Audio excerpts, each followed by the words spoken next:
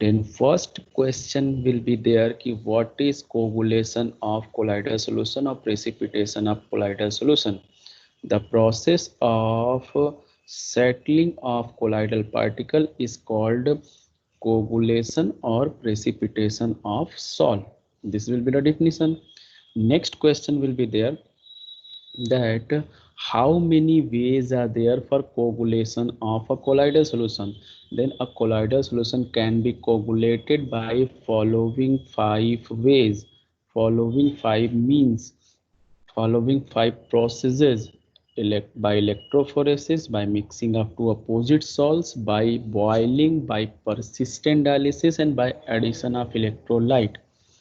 There are 5. Then after I had explained the 5 processes in electrophoresis, as we have seen ki when we are going to apply the electric field in colloidal solution, the dp particle is moving towards their opposite charge electrode and they are comes here, and dm particle are moving towards their opposite charge electrode, they are comes here. So dp and dm are separated out at their electrode, they are becomes neutralized, means their charge becomes cancelled, because positive is moving towards negative and negative is moving towards positive. So by after this neutralizing the charge, they becomes coagulated. So same information is here. This is from your NCERT book screenshot. The colloidal particle move towards their opposite charge electrode, get discharged and precipitated out. जैसे ही उनमें से charge cancel होता है, they are precipitated out. So first one method of coagulation is there by use of electricity. Second method is there by mixing of two oppositively charged salt. By mixing of two oppositively charged salt means when two opposite charge, one positive and one negative charge colloidal solution are mixed together, then they are cancel the charge of each other, वो एक दूसरे के charge को cancel कर देते हैं. So their charge becomes cancelled, they becomes neutralized, and that's why they are precipitated out or coagulated out. So in the first method the charge is cancelled out but by the use of electricity. In second method charge is again cancelled out but not by use of electricity, that is use of opposite charge colloidal solution. And in second, the colloidal solution, the two colloidal solution which we are using, they both are cancel the charge of each other, so they both becomes neutralized, they both are neutralized to each other. This type of coagulation is called mutual coagulation, means that type of coagulation of colloidal solution in which both of the colloidal solution are neutralized to each other and coagulate to each other. ऐसा नहीं है कि एक ही coagulate होगा, both will be coagulated. So this is called mutual coagulation, which happen when two oppositively charged colloidal solutions are mixed together. Now next, third one by boiling.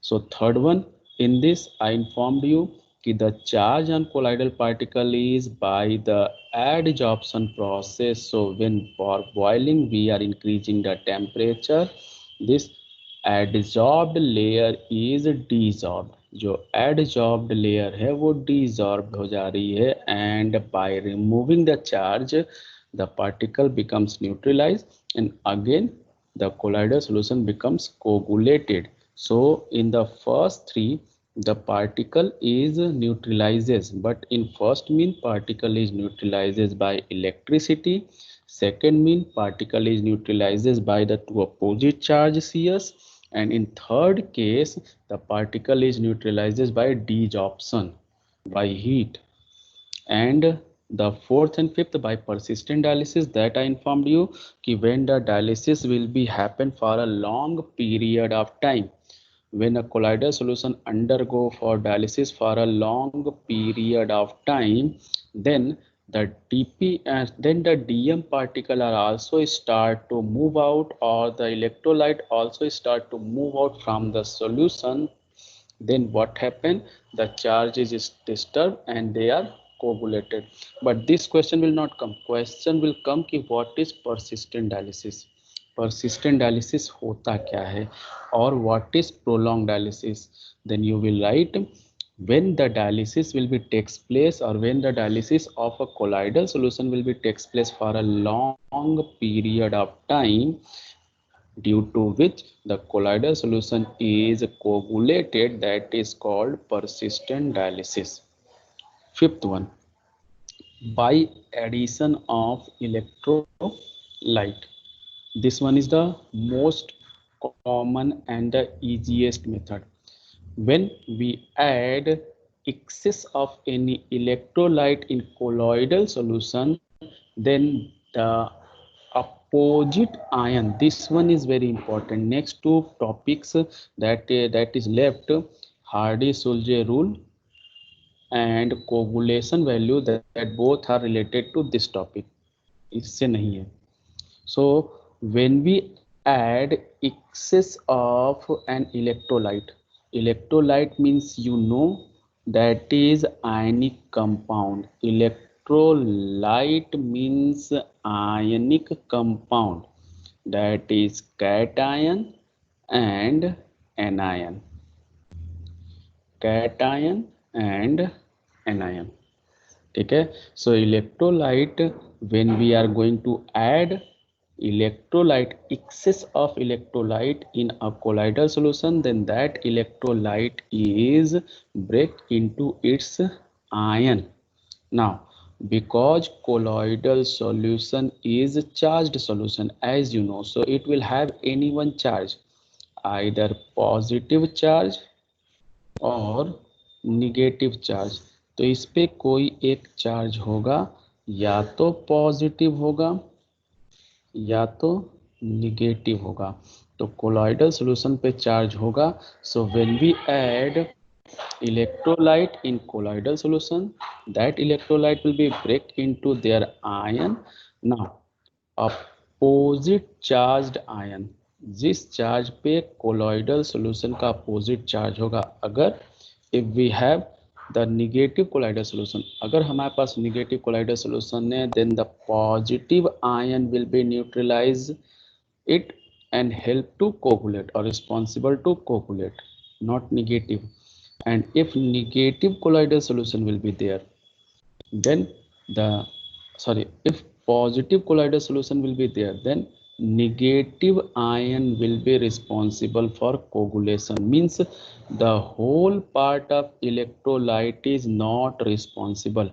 electrolyte का पूरा part responsible नहीं होता है.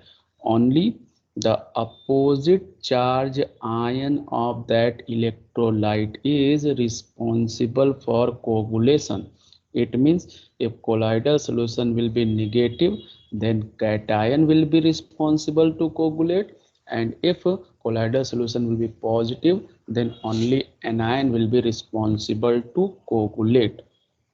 So this is the last one, by addition of electrolyte.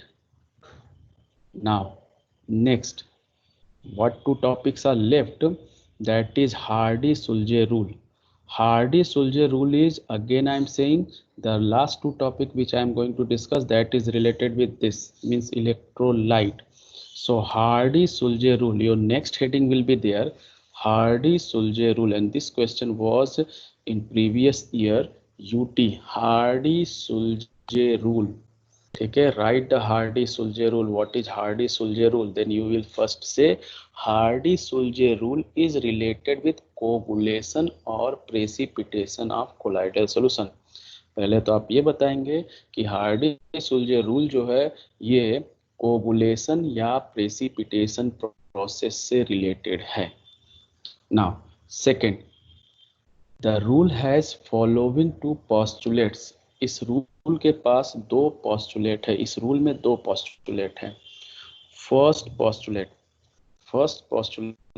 always opposite charge ion of electrolyte is responsible for coagulation of any colloidal solution. जैसा अभी मैंने तुरंत बतलाया कि when we add any electrolyte, जब हम कोई इलेक्ट्रोलाइट ऐड करेंगे, then whole part of electrolyte will be not responsible for coagulation of colloidal solution.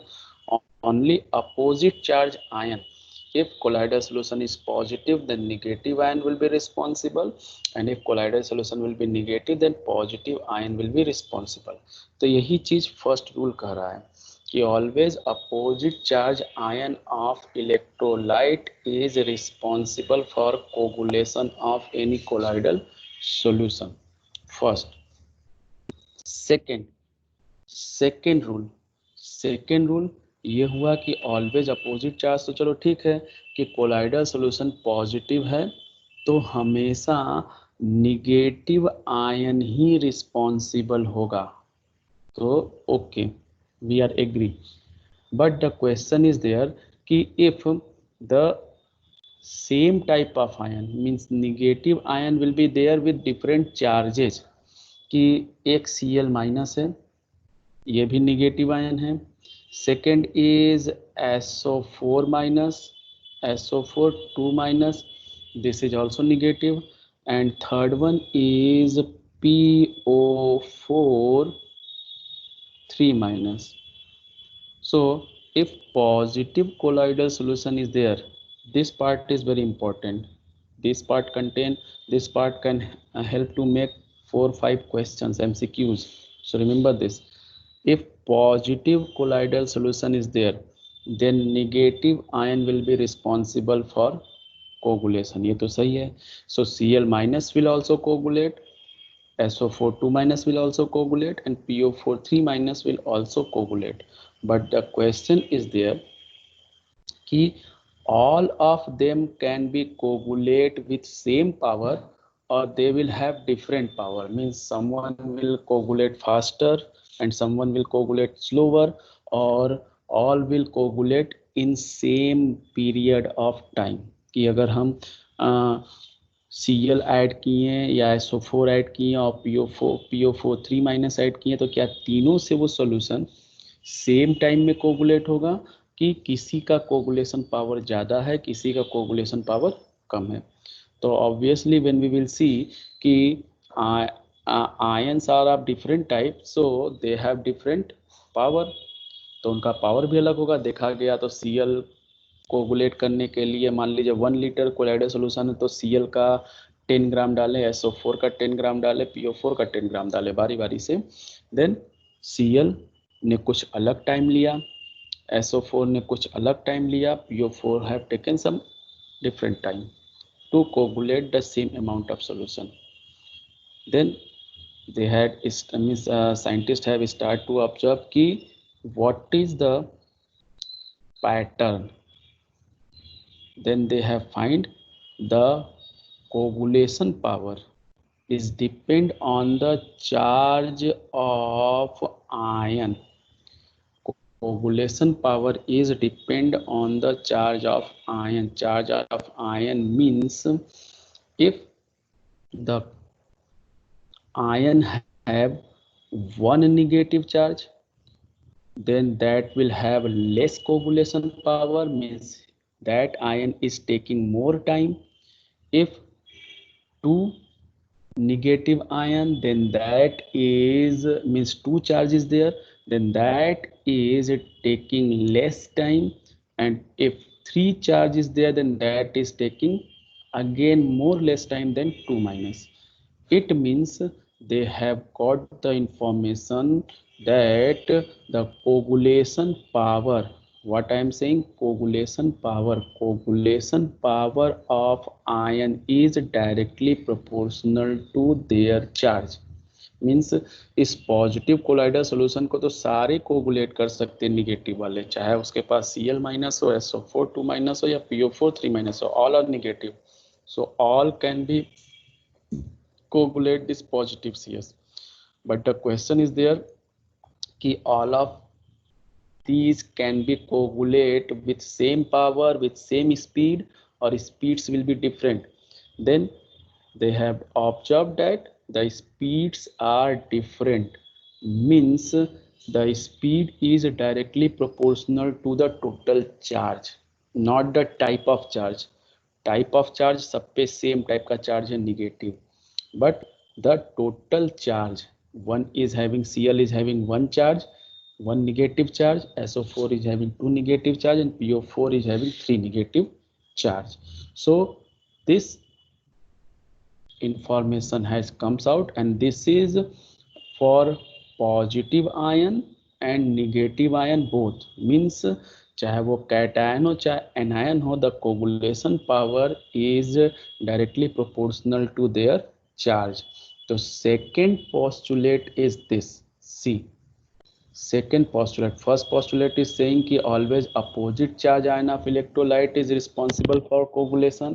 तो आपको बस ये चेक करना है कि सॉल्व कौन सा है. if colloidal solution is positive then always negative ion will be coagulate this. तो आपको negative ion में जाना है और बताना है ये coagulate करेगा.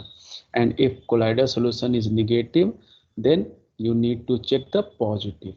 तब आपको ये याद रखना है कि positive ion will coagulate.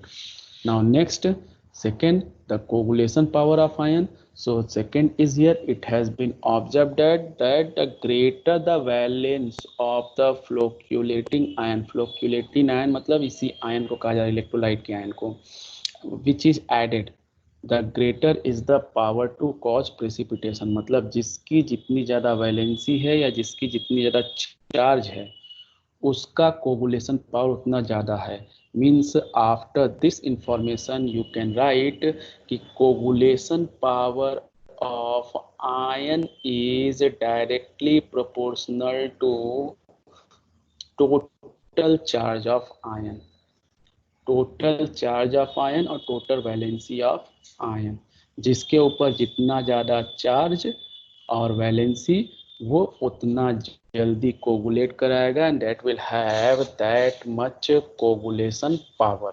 For example, if negative colloidal solution is there तो उसका पैटर्न रहेगा थर्ड, जिसके पास 3 चार्ज आयन है वो सबसे जल्दी कोगुलेट कराएगा, उसका कोगुलेशन पावर सबसे ज़्यादा रहेगा. Then after 2 charge, then after 1 charge. तो निगेटिव के लिए for negative colloidal solution positive ion will be responsible, and for positive colloidal solution negative will be responsible. So that will have the more coagulation power, which will have the highest charge, then after the low charge, then after the low charge, and last one have the lowest charge. So this is about the Hardy-Sulzey rule. ये Hardy Schulze rule है. And what type of question can be form from this second postulate. By second postulate the question will be there कि there is ferric hydroxide colloidal solution which is positively charge. Ferric hydroxide colloidal solution है जो कि positively charge है. तो आपको बता रहा है कि it is positively charge, it is positively charge. Then question will ask कि out of K4FeCN whole 6, second NaCl, third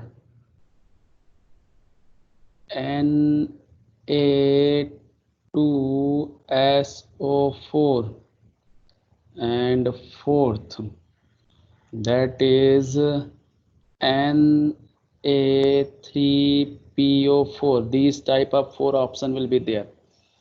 एक कोलाइडल सॉल्यूशन दे देगा, मे बी उसका टाइप भी बता देगा कि इस पॉजिटिव चार्ज और नेगेटिव चार्ज, ये इन्फॉर्म कर देगा.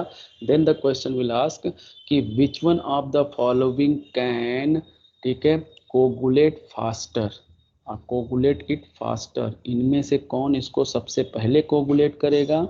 May be the question will be there, arrange the following according to their increasing order of coagulation power. Coagulation power के इंक्रीजिंग ऑर्डर में अरेंज करिए. तो whenever this type of question will be there कि which will coagulate faster, or arrange them according to increasing or decreasing order of coagulation power, then first of all पहला step है identify the colloidal solution कि वो colloidal solution positive है कि negative है. if it is given there then please keep this in mind कि it is positive. Then which ion will be responsible according to Hardy-Sulzer rule? Negative. Positive के लिए negative ion. Now find the negative ion with its charge. Its negative ion K4 अलग हो जाएगा, so it will get the 4 minus charge. Then Na will be removed, so Cl will get the 1 minus charge. Then Na will be removed, then SO4 will get the 2 minus charge. Then PO4 will be removed, then PO4 will get, sorry, Na3 will be removed, PO4 will get the 3 minus charge. So in NaCl, one negative charge ion is there. In Na2SO4, two negative charged ion. In Na3PO4, three negative charge, and in K4FeCN6, 4 negative charge. So which one will coagulate it faster? Then your answer will be K4FeCN6. ये इसको सबसे पहले coagulate करेगा, because out of these all, the K4FeCN6 have the highest negative charged ion. ठीक है, and arrangement it is given here, increasing order or decreasing order. In front of you on your screen it is given decreasing order. FeCN4 has highest the coagulation power, then after PO4 whole 3 PO4 3 minus, then SO4 2 minus, then Cl minus. तो आपको इस तरफ find करना है. Now next is coagulation value. This is the last topic of this chapter. Coagulation value. So coagulation power का मतलब होता है कि how fast it will coagulate. ठीक है, एंड कोगुलेशन वैल्यू का मतलब है what amount is required of that electrolyte. उस इलेक्ट्रोलाइट का कितना अमाउंट चाहिए, that is coagulation value. The minimum concentration of an electrolyte in millimole per litre which is required to cause coagulation or precipitation of salt in 2 hours. 2 घंटा समय fix कर दिया है, 2 घंटे में 1 लीटर वॉल्यूम फिक्स कर दिया है. इन 2 hours 1 litre of a colloidal solution can be coagulated by different electrolyte. But what amount of electrolyte is required for coagulating the 1 liter of colloidal salt in 2 hours?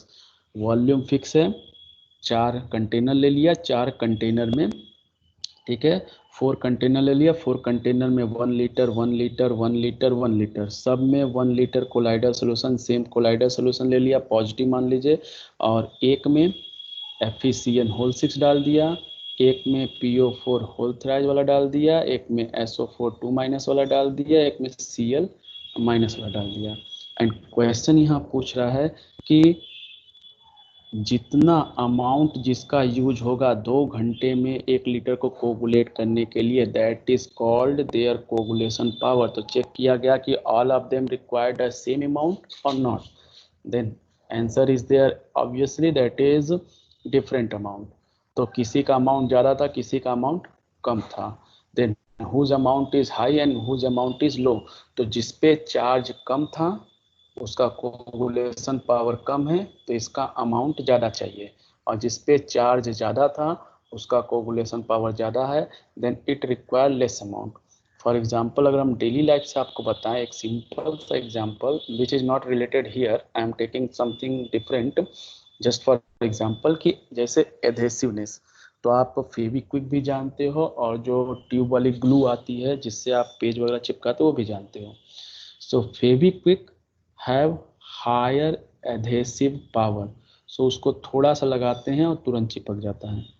That require very little amount. आप कहते हैं बस थोड़ा सा उसको लगाइए. And glue आपको ज़्यादा लगाना होता है and it will take the more time. So same is here कि पहले तो क्वेश्चन ये पूछेगा what is the meaning of coagulation value. What is coagulation value? Coagulation value क्या होता है, तो आपको ये बताना है. द मिनिमम कंसंट्रेशन कहिए और minimum amount of an electrolyte in millimole per litre which require to cause precipitation of colloidal salt in 2 hours. That is called there coagulation value और कोगुलेटिंग वैल्यू. इलेक्ट्रोलाइट की coagulating value होती है. फिर इसके नीचे यहाँ पे आप लिखेंगे coagulation power is inversely proportional to coagulation value. Coagulation value के इन्वर्सली प्रोपोर्शनल होता है, मतलब जिसका कोगुलेशन पावर ज़्यादा है उसकी कोगुलेशन वैल्यू कम होगी, मतलब उसका कम अमाउंट चाहिए, एंड दैट इज इसके आगे प्रोपोर्शनल टू चार्ज। तो कोगुलेशन पावर चार्ज के डायरेक्टली प्रोपोर्शनल हो गया, बट कोगुलेशन वैल्यू चार्ज के इनवर्सली प्रोपोर्शनल हो गया। तो आपको बस देखना है कि किस टाइप का कोलाइडल सोल्यूशन है, पॉजिटिव और निगेटिव, उसके अकॉर्डिंग उसके अपोजिट चार्ज आयन को चेक कर लेना है। जिस आयन पे चार्ज ज़्यादा है that will have the more coagulation power but less coagulation value, मतलब उसका अमाउंट कम चाहिए। तो सेम क्वेश्चन जो मैंने पूछा था, if same question will be there कि FeOH whole thrice is there, it is positive CS, and when which one will be have the higher coagulation value। अब किसकी coagulation value ज़्यादा है, K4 FeCN whole 6 की coagulation value ज़्यादा है और NaCl की coagulation value ज़्यादा है और Na2SO4 की कोगुलेशन वैल्यू ज़्यादा है और Na3PO4 की कोगुलेशन वैल्यू ज़्यादा है। So question is same but in different way. First time the same information was there and question was asking कि which one can be coagulate faster or which will have the higher coagulation power। So कौन सबसे जल्दी coagulate कराएगा, किसका coagulation power ज़्यादा होगा। तो coagulation power के लिए चार्ज देखेंगे तो इस पे ज़्यादा होगा, but now the question is there which will have the higher coagulation value. Power नहीं पूछ रहा, remember this two word, coagulation power coagulation value are two different thing. कोगुलेशन पावर मतलब कितनी फास्ट वो कोगुलेट करा, that is power, that is directly proportional to charge, जिस पे चार्ज ज़्यादा है कोगुलेशन पावर ज़्यादा है। एंड कोगुलेशन वैल्यू का मतलब है कितना अमाउंट रिक्वायर्ड है, अमाउंट पे डिपेंड कर रहा है। तो अमाउंट के लिए रिवर्स है, जिस पे चार्ज ज़्यादा उसकी वैल्यू कम, उसका अमाउंट कम, और जिस पे चार्ज कम उसकी वैल्यू ज़्यादा। तो अगर सेम क्वेश्चन दो तरीके से पूछे कि which will have the highest coagulation power, तो आंसर होगा K4FeCN whole 6। But if the question will be there कि which will have the highest coagulation value, then your answer will be NaCl। तब answer हो जाएगा NaCl because it is having least charge, so it will having the least coagulation power, so highest coagulation value. ये हो गया।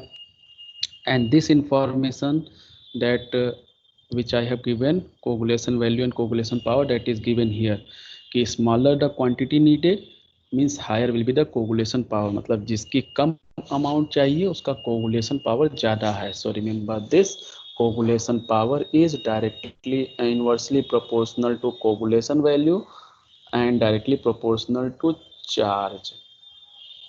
तो आपको जैसे निकालना है वैसे निकाल लिया। So this is the last topic of this chapter। So after this emulsion is not in your syllabus, ये आपके syllabus में नहीं है। Emulsion is not in your syllabus, this is not in your syllabus, and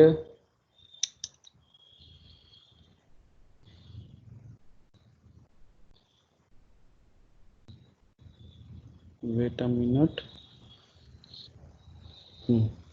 next from here all are in your syllabus। तो colloids around us, application of colloid आपको पढ़ना है। now what topics are left that I am going to discuss।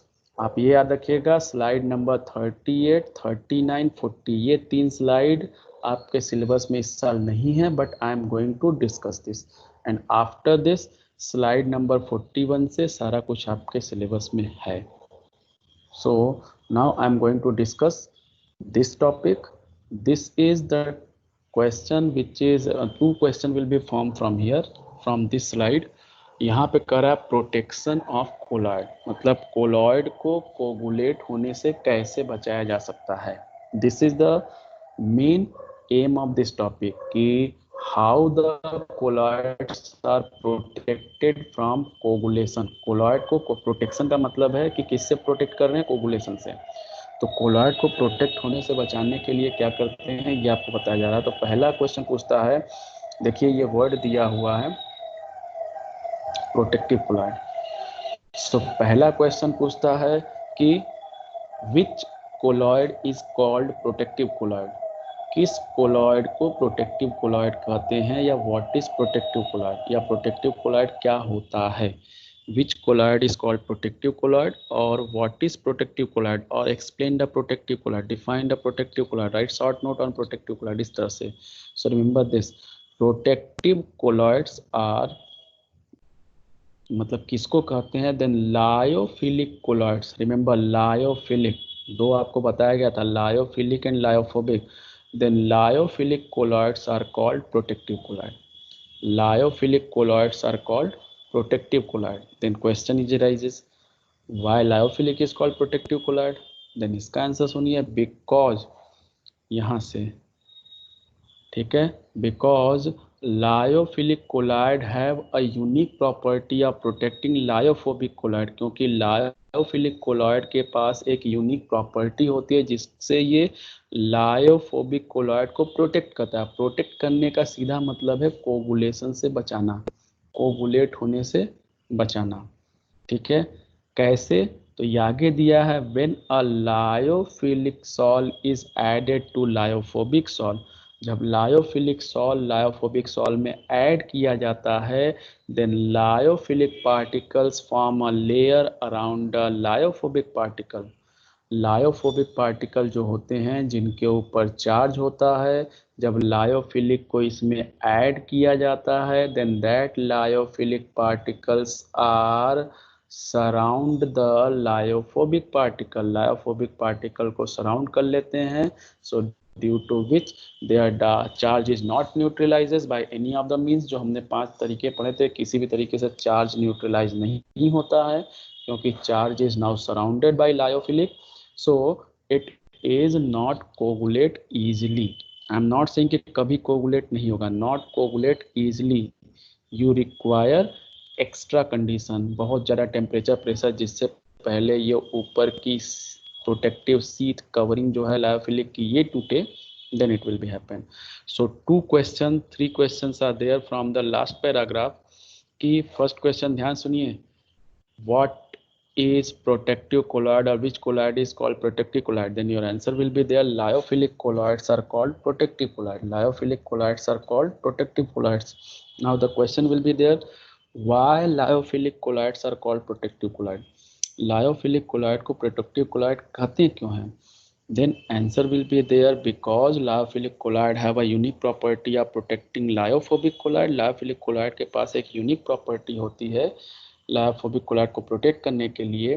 फिर आया how lyophilic is protecting lyophobic, then when lyophilic colloidal solution is added to lyophobic colloidal solution, then the particle of lyophilic colloidal solutions are just cover the particle of lyophobic colloidal solution। जो lyophilic colloidal solution के particle होते हैं ये lyophobic colloidal solution के particle को cover कर लेते हैं, so they are protect them from coagulation.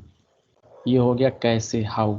Now the question is there कि व्हाट इज द रीजन कि वी आर यूजिंग लायोफिलिक, हम लायोफिलिक को क्यों यूज कर रहे हैं, देन आंसर इज हियर। पहले बता दें कि lyophilic colloidal solution are not coagulated, lyophilic colloidal solution coagulate नहीं होता। आपको बताया गया है कि lyophilic colloidal solutions are stable due to high interaction force, so lyophilic colloidal salts are stable.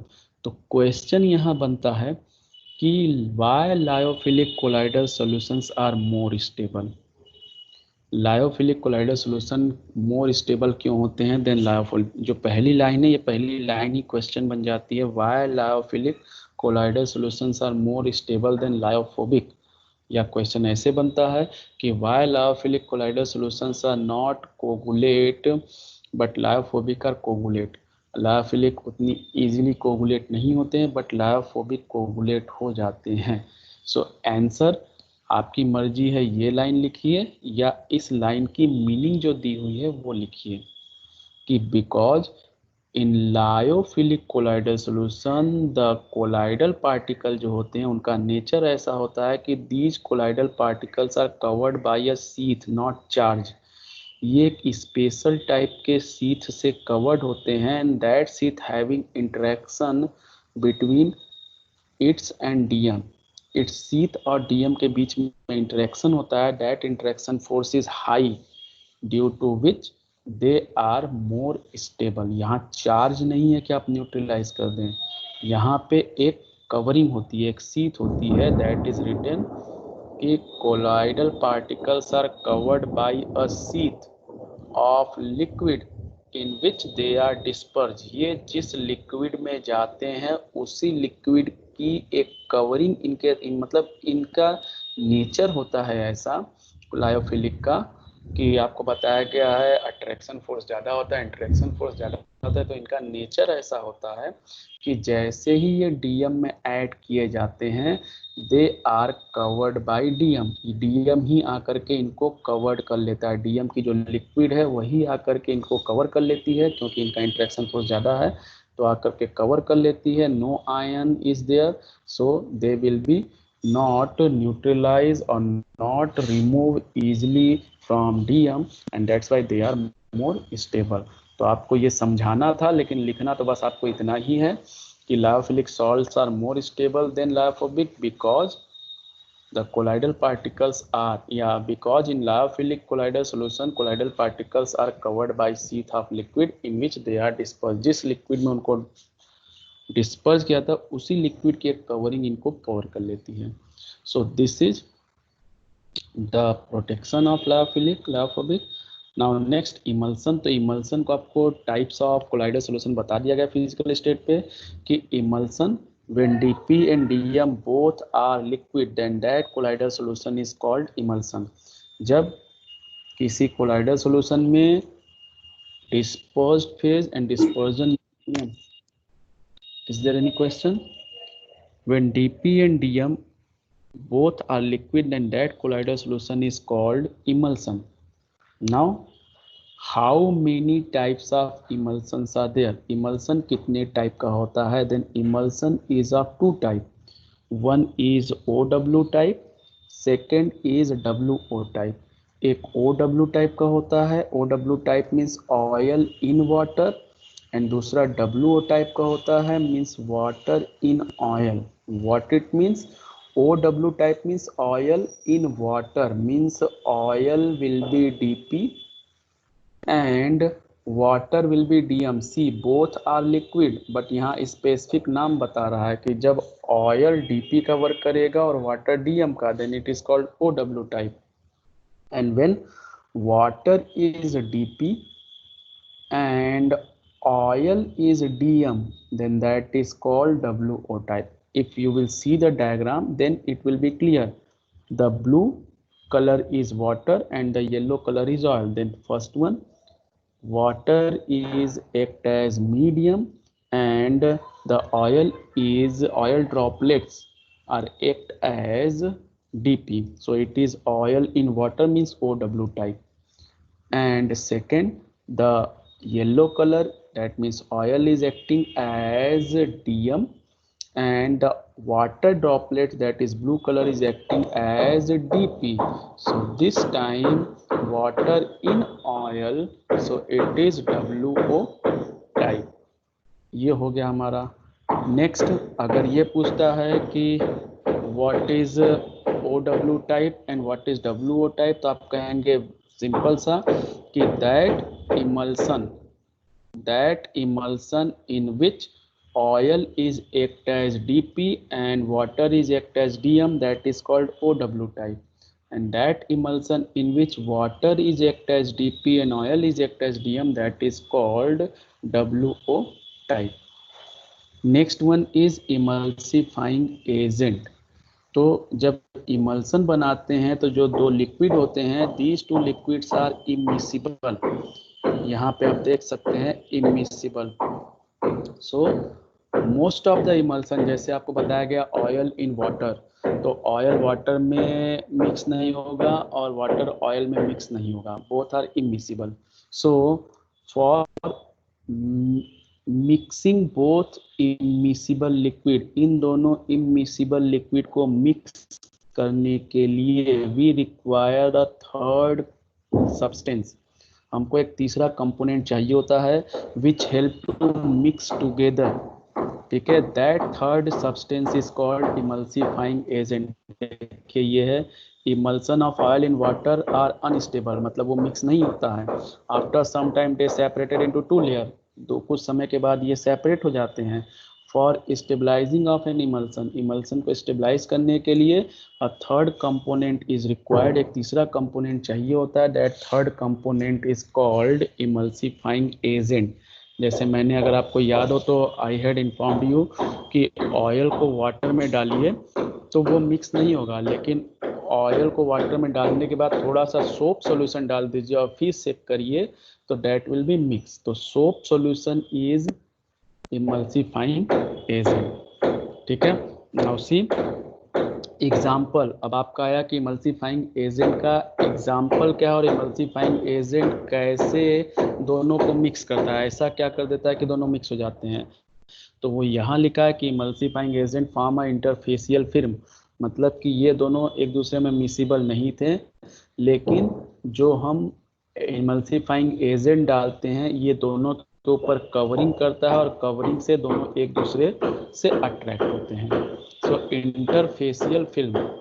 Next is there example of emulsifying agent, ये आता था लेकिन इस साल तो नहीं आएगा, मे बी कम्पिटिटिव में हो। सो OW टाइप के लिए पर्टिकुलर एग्जाम्पल है protein gum, natural and synthetic soap. देखिए सोप आया है, OW ऑयल इन वाटर।